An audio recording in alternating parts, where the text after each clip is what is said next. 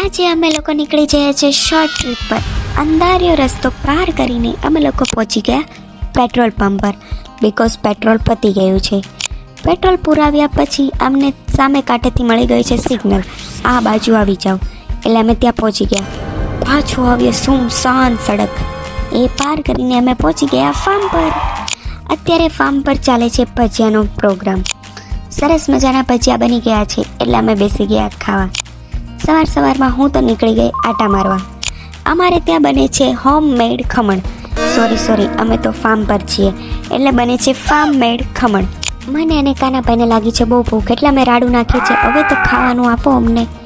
Finally અમને મળી ગયા છે ગરમ ગરમ ખમણ એટલે અમે જમવા બેસી ગયા. ખમણની સાથે અમને ભજીયા પણ મળી ગયા છે.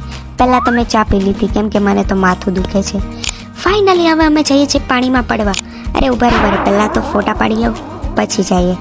પછી સ્ટાર્ટ કરી દીધું ડૂબકી મારવાનું. મમ્મીને કેટલું કીધું ત્યારે માંડ એ તો પાણીમાં આવી. પછી વર્ષો જૂની પરંપરા એટલે હિંચકાવાળી ડૂબકી. હું પડી ગઈ પાણીમાં. પાણી તો બહુ ઠંડુ હતું. પછી પાછું ચાલુ કરી દીધું ઊંધી ડાય મારવાનું. મને તો બહુ મજા આવી એટલે હું ફરીને પાછી આવી ડૂબકી મારવા. સરસ મજાની સ્મેલ આવી એટલે હું પહોંચી ગઈ રસોડામાં કે શું બને છે.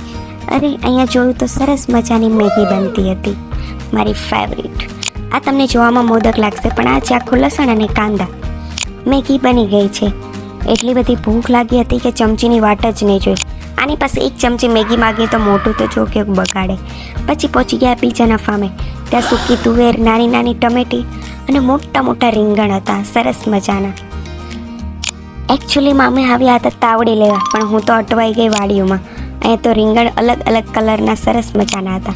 થોડા રીંગણ સાથે લઈને અમે નીકળ્યા મારા ફામે. બપોરનું જમવાનું તૈયાર થઈ ગયું હતું. બેસી ગયા જમવા.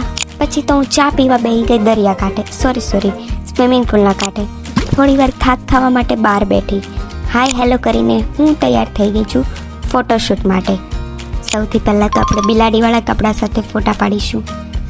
પછી તો બ્રેડ ઉપર બટર લગાવીને તૈયારી ચાલે છે સેન્ડવિચની. આ શુભ કાર્યમાં મેં પણ ભાગ લીધેલો છે.